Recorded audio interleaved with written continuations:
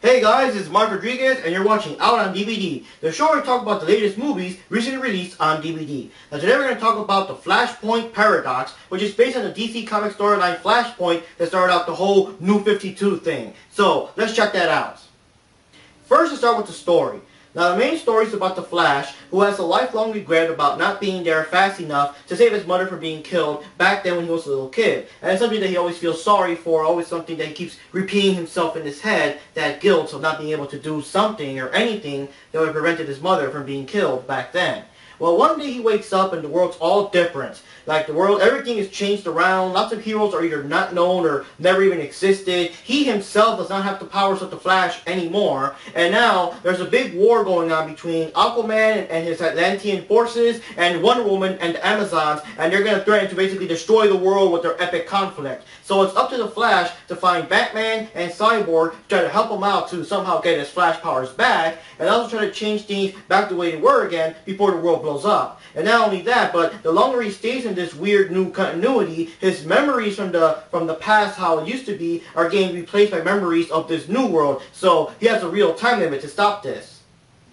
And now for the characters. Well, of course, the main character in this case is the Flash, Barry Watson. And does a very good job here. He's, he's cool. You get to see a little bit of his story when the movie starts. You get to see him fighting some of his more classic villains like Mirror Master and Captain Cold and all them. And you also get to see a bit of the Justice League, how they are normally before this whole alternate timeline thing started. So it's a pretty cool character. He's conflicted with, with grief and guilt of his mother dying when he was a kid. Of course, he can't blame himself. He wasn't a superhero back then, but it's still something that eats away at you. Because, I think we've all had something in our past that we wish we had done differently and would have probably have worked out better if we had done said thing differently. So it really expands on that. Of course, one character that everyone's going to draw attention to is Batman, because it's not the Batman that we know. And of course, the main thing is that Batman actually kills the bad guys, and he's using guns to shoot them down, which is, of course, something we don't usually see Batman with. But, of course, the main issue is because we find out that this Batman is not Bruce Wayne. It's actually his father, Thomas Wayne. Because in this version of the history, when that guy came and shoot them and everything, Bruce Wayne was the one that was shot and killed. And his father was the one that became, like, insane in this Batman. But a more dangerous, more,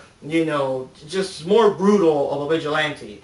And as for Cyborg, he's working for the government. He's trying to do whatever he can to somehow stop the whole war between Aquaman and Wonder Woman going after each other and all of that. And he's trying to get Batman to help him, but Batman doesn't really give a damn. So there's just there's other conflict going on. There's not much to say about Aquaman and Wonder Woman.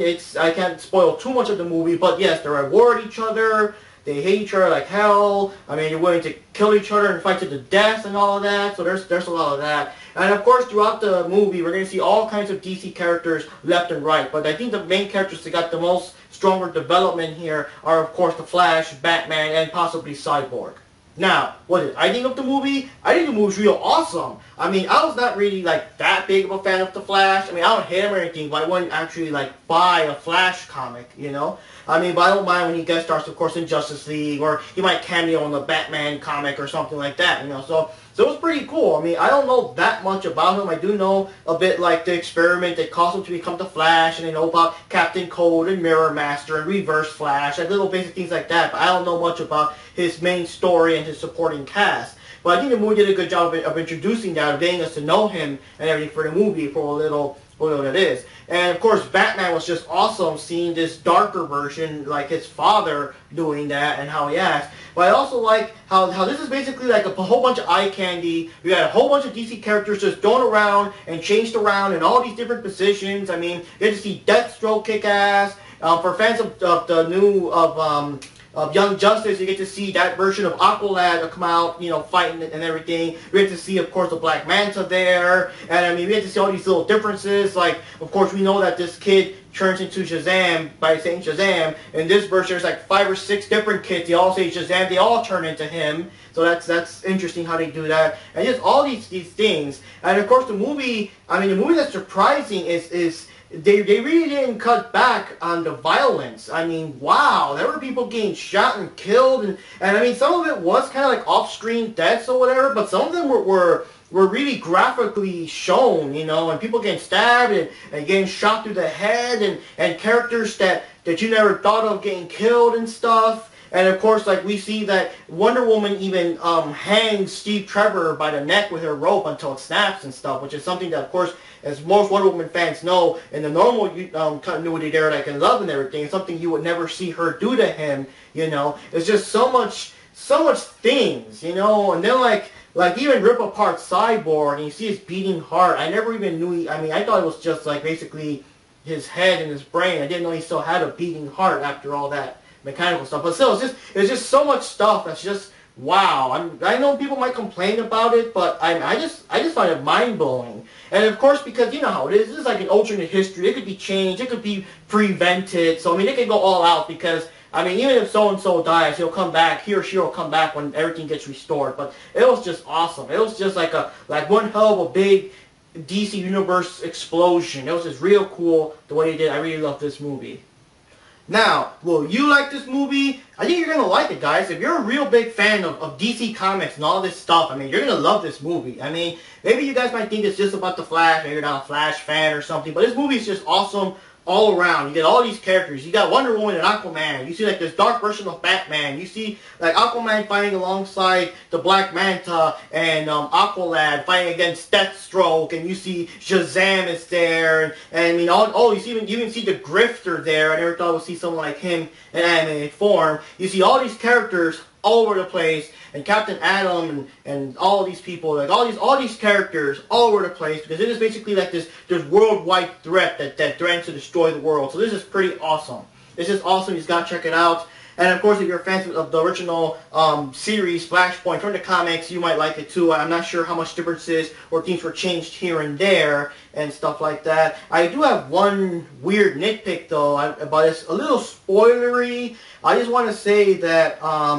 Well, not to spoil too much, I think, is that the Reverse Flash is let's just say he's somehow mixed into this, but at the same time, at the end, you find out that he wasn't so mixed into this. But then it just raises the question that if he wasn't the one like doing certain things, then how the hell did he know, and what the hell was he doing there at that time to like mock the Flash? That's one little thing I didn't understand. I did hear that there were some differences from in the actual book he was like, let's say, more responsible for it, so it makes a little more sense. But in the movie version, like, it makes, I don't know how the hell he knew or whatever, why he was there at that time to mock the Flash near the end. How the hell did he know that, you know?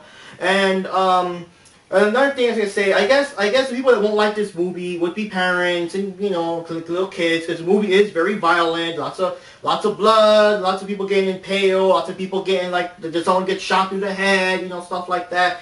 And it's kind of confusing because some scenes are kind of censored, you know, the whole, like, you just see like a shadow and a guy's hand falls limp, so you know, like, oh, he's dead. While in other cases, you actually see the people getting shot and stabbed and impaled, so I don't know why they censor some parts and other parts don't or whatever. But yeah, I guess for some parents that are going to buy stuff for little kids expecting to be like, you know, good old-fashioned The Flash and Superman, Batman, whomping, stomping bad guys, all goody-goody and cutesy, and they'll be, like, shocked to see the language and the people getting, you know, killed and blood fly all over the place, that they might find that kind of shocking, you know. But what can we do? I mean, that's how it is in the comics nowadays. You know, we can't change that. I mean, the modern comics has Joker cutting off his face for, you know, it's like, it's stuff that it just can't be changed. And I'm also kind of glad that they're actually being brave enough to show this in an animated form, you know.